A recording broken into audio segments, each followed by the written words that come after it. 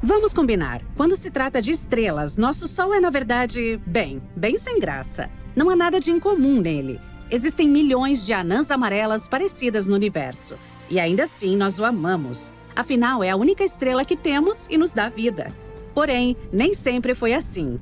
Era uma vez a irmã gêmea do Sol. E possivelmente ela era do mal.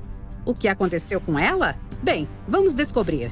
Isso aqui é uma nuvem molecular gigante, também chamada de nebulosas escuras, onde existem muitos aglomerados interestelares cheios de gás, poeira e montes de estrelas. Essas nuvens não têm limites claros e geralmente assumem formas estranhas e malucas. Você pode até ver alguma delas a olho nu. Olhe para o céu limpo à noite.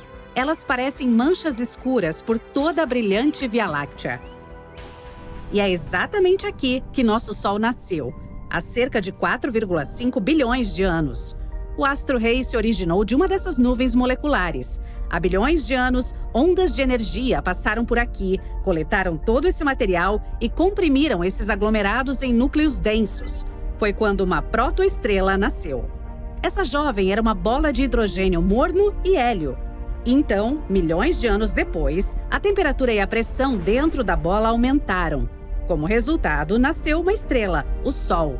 Mas nem tudo nessa nuvem molecular se transformou nele. Os materiais restantes começaram a girar em torno da nova estrela. E como você deve ter adivinhado, eles gradualmente se transformaram em planetas, incluindo a nossa Terra. Foi assim que nosso sistema solar se formou. Porém, é bem possível que essa não seja toda a história. E que, ao mesmo tempo, com a nossa estrela, tenha nascido outra, a gêmea perdida do Sol, feita dos mesmos materiais sob as mesmas condições. E por que achamos que ela existe? Recentemente, os pesquisadores lançaram alguns modelos estatísticos para descobrir mais sobre o nascimento das estrelas. Esses modelos mostraram que muitas estrelas não surgem individualmente, mas em aglomerados, ou com pelo menos uma irmã. Após mais pesquisas, os cientistas confirmaram que sim, a maioria das estrelas formadas dentro de nuvens moleculares nasce com uma companheira. Às vezes, elas ficam juntas. Por exemplo, uma pequena estrela gira em torno de uma grande. Elas podem até formar sistemas estelares duplos, triplos e outros. E às vezes, seus caminhos podem divergir para sempre. Isso provavelmente tem acontecido com o nosso Sol. Ele pode ter tido uma irmã também. Talvez não só uma, mas um grupo de irmãos e irmãs. E uma gêmea maior com uma massa semelhante e outras características. Mas se for esse o caso, onde está você, nossa gêmea perdida? Bem, temos uma hipótese. Segundo ela, essa gêmea pode não ser tão boa quanto parece. Na década de 1980, os cientistas começaram a notar certo padrão na história da Terra. Aproximadamente a cada 27 milhões de anos, mais ou menos, ocorreram extinções em larga escala em nosso planeta. Bem estranho, né? A cada 27 milhões de anos na história da Terra, ocorreu algum tipo de catástrofe que mudou sua biosfera para sempre. Como se algo causasse essas catástrofes de modo programado e ciclicamente. Então, o astrônomo Richard Muller sugeriu que poderia haver algo que causou esses eventos. Um certo corpo celeste. Segundo ele, poderia ser uma estrela anã que não conseguimos ver por causa de sua pouca luminosidade. Ela pode estar localizada a cerca de 1,5 anos de distância de nós. Essa estrela gira em torno do Sol em uma órbita enorme e leva aproximadamente 27 milhões de anos para terminar seu trajeto. E, quando chega mais perto do Sol, começa a causar um caos total. Ao se aproximar de nós, essa encrenqueira muda as trajetórias dos cometas na nuvem de Oort ou no cinturão de Kuiper. Como resultado, todos começam a correr em nossa direção. Em seguida, colidem com a Terra e causam extinções em massa, assim como é que aconteceu com os dinossauros. A estrela hipotética foi chamada de Nêmesis, que é o nome da antiga divindade grega da retribuição. Por que ela está se vingando de nós? Não temos ideia. Talvez não tenha gostado do fato de que uma vez o Sol levou quase toda a poeira e o gás de uma nuvem molecular. O Sol virou uma estrela razoavelmente grande e a gêmea permaneceu apagada e pequena. Além disso, no final foi forçada a voar no meio do nada. Qualquer um ficaria irritado com algo assim. Os cientistas apresentaram várias hipóteses sobre o que é a misteriosa Nêmesis.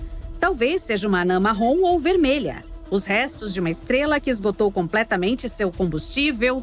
Ou talvez não seja uma estrela, mas um planeta interestelar maior do que Júpiter. Seja o que for, sua existência não é particularmente agradável para nós. No entanto, todas as nossas tentativas de encontrar o culpado falharam, infelizmente. No momento, ainda não encontramos nenhum sinal da Nêmesis. Estudos recentes questionaram a teoria das extinções em massa regulares. Se você examinar mais os registros fósseis, notará que essas catástrofes ocorreram de forma bem aleatória e não em um cronograma claro. Uma vez que explodem, as estrelas não deveriam voltar à vida, mas algumas estrelas, de alguma forma, sobreviveram à grande explosão de supernova. Essas estrelas zumbis são bem raras. Os cientistas encontraram uma muito grande chamada LP 40365. É uma anã branca parcialmente queimada. Uma anã branca é uma estrela que queimou todo o hidrogênio, e esse hidrogênio era anteriormente seu combustível nuclear. Neste caso, a explosão final foi talvez mais fraca do que normalmente deveria ser, não poderosa o suficiente para destruir toda a estrela. É como se a estrela quisesse explodir, mas sem conseguir, e é por isso que parte da matéria dela ainda sobreviveu. Uma dessas estrelas zumbi costumava ser uma anã branca, ou apenas o que sobra após uma explosão. Ela devorou uma boa parte de outra estrela e, surpreendentemente, conseguiu explodir mais uma vez. Se você conseguir ir à Lua um dia e notar pegadas no solo, isso não significa que haja outra pessoa lá com você. Pegadas ou marcas semelhantes podem durar 1 milhão de anos lá, porque a Lua não tem atmosfera. Não há ventos, nem mesmo uma brisa que possa apagar lentamente essas pegadas. No espaço sideral, você seria forte o suficiente para soldar 2 pedaços de metal com suas próprias mãos. Ok, não tem nada a ver com força. Você poderia simplesmente pressioná-los juntos sem esforço, e é isso. O oxigênio na nossa atmosfera faz uma fina camada na superfície do metal. É como uma barreira, e é por isso que este truque é impossível na Terra, mas perfeitamente lógico no espaço sideral. Se você for para o espaço, não tire seu traje espacial, a menos que esteja em uma nave. O ar nos pulmões se expandiria, assim como o oxigênio no resto do corpo. Você seria como um balão, com o dobro do seu tamanho normal. A parte boa, a pele é elástica o suficiente para que tudo se mantenha unido, o que significa que você não explodiria. Pelo menos isso. Se você assistir a um filme muito emocionante no espaço e começar a chorar, suas lágrimas não correrão. Elas se reunirão ao redor dos globos oculares. Seus olhos ficarão muito secos, então você sentirá que eles estão queimando. Qualquer líquido exposto em seu corpo vaporizará, incluindo os da superfície da sua língua. Falando em queimar, essa é uma coisa que o fogo não consegue fazer no espaço. O fogo pode se espalhar quando há um fluxo de oxigênio, e como não há nenhum no espaço, se surgir um incêndio em um foguete, você pode simplesmente desligar o sistema de ventilação e pronto. Pode ficar mais complicado se houver uma faísca intensa de fumaça e derretimento de material em condições de gravidade reduzida. Extintores comuns de espuma que usamos na Terra são inúteis aqui, porque liberam espuma aleatoriamente. Os pesquisadores estão desenvolvendo um extintor de incêndio capaz de apagar incêndios usando ondas sonoras. Quanto maior a intensidade do som, maior a chama que ele pode apagar. Mas os astronautas podem acabar surdos se a frequência for muito alta. Um buraco negro não é como um monstro faminto que se movimenta por aí e tem gravidade tão forte que nada possa realmente escapar dele. Quando algo se aproxima do ponto de não retorno, que também chamamos de horizonte de eventos, essa coisa desaparece. Não tem como voltar, mas a física quântica afirma que nada pode destruir realmente dados, então é um verdadeiro paradoxo. Stephen Hawking foi quem surgiu com a ideia de que os buracos negros, na verdade, não têm horizontes de eventos. Talvez eles tenham horizontes aparentes? Esses horizontes prendem coisas apenas temporariamente. Depois disso, a energia presa escapará de alguma maneira, mas de uma forma diferente. Quando algo entra em um buraco negro, ele muda de forma e se estica como espaguete. Isso acontece porque a força gravitacional está tentando esticar um objeto em uma direção, mas ao mesmo tempo espremê-lo em outra, como um paradoxo de macarrão. Falando nisso, um buraco negro que é tão grande quanto um único átomo tem a massa de uma montanha realmente grande. Há um no centro da Via Láctea chamado Sagitário A. Tem uma massa igual a bilhões de sóis, mas felizmente está longe de nós. Há mais de 23 mil peças do chamado lixo espacial, maiores do que uma bola de beisebol flutuando acima do nosso planeta, a velocidades de até 28 mil km por hora, e há 500 mil peças em geral, algumas delas do tamanho de uma bola de gude. Resíduos espaciais geralmente são detritos compostos de partículas naturais chamadas meteoroides e partículas artificiais, como coisas que fazemos na Terra. Os meteoroides orbitam o Sol, enquanto a maioria dos detritos feitos pelo homem orbita nosso planeta. Por exemplo, lançamos quase 9 mil naves em todo o mundo, de satélites a foguetes. Mesmo as menores peças podem danificar uma nave espacial em velocidades tão altas. Galáxias, planetas, cometas, asteroides, estrelas, corpos espaciais são coisas que podemos realmente ver no espaço, mas eles compõem menos de 5% do universo total. A matéria escura, um dos maiores mistérios do espaço, é o nome que usamos para toda a massa do universo que ainda é invisível para nós. E há muito dela, pode até representar 25% do universo. A energia escura forma o resto dos 70% do universo. Os cientistas não sabem muito sobre ela, mas acreditam que a energia escura pode estar por trás da crescente expansão de todo o universo, enquanto a matéria escura a retarda. A matéria escura não interage conosco de nenhuma maneira que saibamos e nem interage consigo mesma.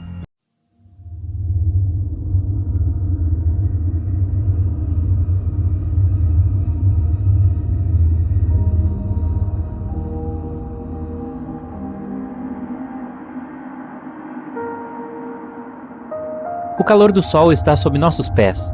Os cientistas descobriram que o núcleo da Terra é realmente tão quente quanto a superfície do Sol, cerca de 5.500 graus centígrados. Uma das razões pelas quais é tão incrivelmente quente lá embaixo é porque a Terra ainda está liberando calor de quando foi criada há bilhões de anos. Além disso, quando um objeto do tamanho de Marte bateu na jovem Terra, não apenas criou a Lua, de acordo com uma teoria, mas derreteu a superfície do planeta. Muito desse calor extra provavelmente ainda está armazenado dentro do núcleo. No entanto, você não precisa se preocupar com isso. É mais difícil de acessarmos o núcleo do planeta do que sondar a superfície de Plutão. Na verdade, é provável que nunca desenvolvamos tecnologia que possa alcançar fisicamente o núcleo terrestre. Não existe ar na Lua. Como ela pode estar enferrujando então? Os cientistas descobriram a presença de hematita na Lua, que é uma espécie de ferrugem. Um instrumento especial de pesquisa da NASA examinou a luz refletida na superfície da Lua. Descobriu-se que a composição dos polos do satélite era muito diferente do resto. A superfície da Lua é pontilhada com rochas ricas em ferro, mas sem oxigênio e água líquida, a ferrugem não tem como se formar. Ventos solares aumentam o mistério. Eles bombardeiam a Lua com hidrogênio, e o hidrogênio torna muito mais difícil a formação de hematita. Mesmo que a Lua não tenha atmosfera, ela ainda tem alguns vestígios de oxigênio. Sua fonte é a atmosfera superior do nosso planeta. A Terra também protege a Lua de quase 100% dos ventos solares, embora não o tempo todo. E mesmo que nosso satélite natural seja seco, pode haver gelo de água nas crateras sombreadas em seu outro lado. Um dia em Urano dura 17 horas, 14 minutos e 24 segundos. Mas veja, o planeta tem uma inclinação de cerca de 98 graus, e isso faz com que uma temporada no gigante gasoso dure 21 anos terrestres. Marte tem 2 luas, Phobos e Deimos. Nos próximos 30 a 50 milhões de anos, as forças gravitacionais de Marte destruirão Phobos, o que provavelmente resultará na formação de um anel ao redor do planeta. A Terra é o planeta mais denso do Sistema Solar. No centro da Terra, há um núcleo que ocupa 15% do volume do planeta. Consiste em 2 partes, o núcleo externo e o interno. O núcleo interno é uma bola sólida feita de ferro e níquel. Seu raio é de 1.216 km, correspondendo a 20% de todo o raio da Terra e 80% do raio da Lua. O núcleo externo, de 2,4 km de espessura, é líquido e consiste em ferro e níquel, mas não está sob pressão suficiente para ser sólido. Marte abriga o maior vulcão do Sistema Solar. Embora tudo pareça calmo por lá atualmente, no passado algum tipo de força fez com que enormes vulcões se formassem e entrassem em erupção. Um desses vulcões é o Monte Olimpo. Tem 25,8 km de altura, que é a altura de 3 Montes Everest, 598 km de diâmetro, fazendo com que seja do tamanho do Arizona. O vulcão atingiu um tamanho tão gigantesco devido à fraca gravidade em Marte e à falta de movimento de placa tectônica. A gravidade não é a mesma em todos os lugares. As rochas, metais e outros minerais e substâncias que compõem o planeta são grudados no solo com mais força em certos lugares do que em outros. Isso tem consequências surpreendentes. A gravidade varia um pouco dependendo de onde você está. Você pesa 0,5% a menos em pé no Equador do que nos polos. Na maioria dos casos, essa é uma diferença de menos de 450 gramas. A altitude também gera algum efeito. Então, se você estivesse no topo do Monte Everest, também pesaria um pouco menos. Só não olhe para baixo. O ser vivo mais resistente da Terra é tão pequeno que você não consegue vê-lo. Os tardígrados, também conhecidos como ursos d'água, são criaturinhas fofas com 8 pernas e cabeças achatadas, com menos de 1/100º de polegada de comprimento. Apesar de sua estatura microscópica, eles podem basicamente sobreviver em qualquer lugar. Eles preferem pedaços de musgo molhado ou o fundo de um lago, mas não reclamarão se você os colocar em algum lugar realmente desconfortável. Eles podem suportar o frio e o calor extremos, sobreviver a uma pressão enorme e a alta radiação. Uma vez, alguns desses ursinhos conseguiram sobreviver desprotegidos no espaço sideral por 10 dias sem problemas. Isso é difícil. Eles lidam com todas essas coisas se enrolando em uma bola e hibernando, reduzindo sua necessidade de oxigênio e comida. A gravidade da Lua é cerca de 17% a da Terra. Se você pesasse 90,7 quilos em nosso planeta natal, na Lua seu peso diminuiria para apenas 15 quilos. Você também seria capaz de carregar 6 vezes mais peso do que o que consegue carregar na Terra. Também seria mais fácil andar na superfície da Lua, mas seria mais perigoso também. Seus pés, dentro de um traje espacial pesado, afundariam até 15 centímetros de profundidade no solo lunar. Agora, vamos imaginar que você decidiu ignorar o tedioso processo de caminhar e saiu pulando pelo ar. Provavelmente você perderia o controle de seus pulos rapidamente. Além disso, a superfície da Lua está repleta de crateras profundas. Seria uma façanha evitar todas elas. Você pode ver eclipses solares porque, embora a Lua seja 400 vezes menor que o Sol, ela também está 400 vezes mais próxima da Terra. Então é perfeitamente capaz de obscurecer a estrela. Em 50 milhões de anos, eu não estarei mais por perto, a Lua não será capaz de bloquear completamente o Sol devido à mudança de órbita do satélite. Um traje espacial completo da NASA custa inacreditáveis 12 milhões de dólares. Sim, eu consigo acreditar nisso. 70% dessa quantia elevada é para um módulo de controle e mochila. Vênus provavelmente costumava ser coberto por oceanos com profundidades de 9,1 a 305 metros. Além disso, uma quantidade de água ficou presa no solo do planeta. Vênus tinha temperaturas estáveis de 20 a 50 graus Celsius que, vamos admitir, eram bastante agradáveis e não muito diferentes das temperaturas da Terra hoje em dia. Então, o que estou querendo dizer é que por 3 bilhões de anos, até que algo irreparável aconteceu há 700 milhões de anos, Vênus poderia ter sido habitável, mas agora não é. A Lua é o segundo objeto mais brilhante do nosso céu. Ao mesmo tempo, entre outros corpos astronômicos, ela é um dos mais escuros e menos refletivos. Nosso satélite natural só parece brilhante porque fica bem perto da Terra. Para comparação, nosso planeta parece muito mais brilhante quando você observa do espaço. É porque as nuvens, o gelo e a neve refletem muito mais luz do que a maioria dos tipos de rocha. Tritão, a lua de Netuno, tem toda a superfície coberta por várias camadas de gelo. Se esse satélite substituísse nossa lua atual, o céu noturno ficaria 7 vezes mais brilhante. As estrelas de nêutrons estão entre os menores e mais massivos objetos do espaço. Elas geralmente têm cerca de 20 quilômetros de diâmetro, mas são várias vezes mais pesadas que o Sol. E elas também giram cerca de 600 vezes por segundo, muito mais rápido do que um patinador artístico. Saturno é o planeta menos denso do Sistema Solar. Ele tem 1/8 da densidade média da Terra. E ainda, por causa do seu grande volume, o planeta é 95 vezes mais massivo que a Terra. O fenômeno lunar transitório é uma das coisas mais enigmáticas que acontecem na Lua. É uma luz de curta duração, uma cor ou outra mudança na superfície do satélite. Mais comumente são flashes aleatórios de luz. Os astrônomos observam esse fenômeno desde a década de 1950. Eles notaram que os flashes ocorrem aleatoriamente. Às vezes, podem acontecer várias vezes por semana. Depois disso, desaparecem por vários meses. Alguns não duram mais do que alguns minutos. Mas houve aqueles que continuaram por horas. O ano era 1969, um dia antes de Apollo 11 pousar na Lua. Um dos participantes da missão notou que uma parte da superfície lunar estava mais iluminada do que a paisagem circundante. Parecia que aquela área tinha uma espécie de fluorescência. Infelizmente, ainda não está claro se esse fenômeno estava relacionado aos misteriosos clarões lunares. O lixo não é apenas um problema em oceanos, cidades e florestas da Terra. Existe uma coisa chamada lixo espacial, que é qualquer objeto feito pelo homem, deixado no espaço e que agora não serve para nada. Há também detritos naturais de meteoroides e outros objetos cósmicos. Atualmente, existem mais de 500 mil pedaços de detritos espaciais orbitando a Terra em velocidades altas o suficiente para causar danos significativos se colidissem com uma espaçonave ou um satélite. A NASA faz o possível para rastrear cada objeto para garantir que as missões fora da Terra possam chegar ao seu destino com segurança. Nosso Sol é insanamente gigante. Quer uma prova? 99,86% de toda a massa do Sistema Solar é a massa do Sol. Em particular, o hidrogênio e o hélio que o compõem. Os 0,14% restantes são principalmente a massa dos 8 planetas do Sistema Solar. A atmosfera do Sol é mais quente que a sua superfície.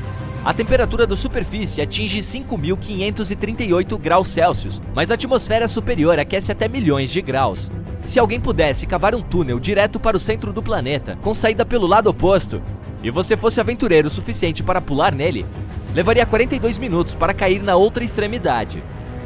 Você aceleraria à medida que caísse, atingindo a velocidade máxima quando chegasse ao núcleo da Terra.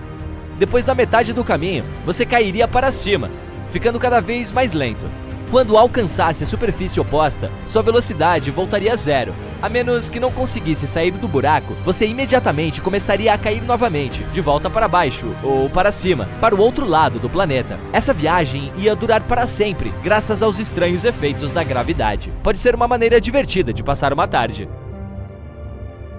Pode haver mais metais como titânio ou ferro em crateras lunares do que os astrônomos achavam.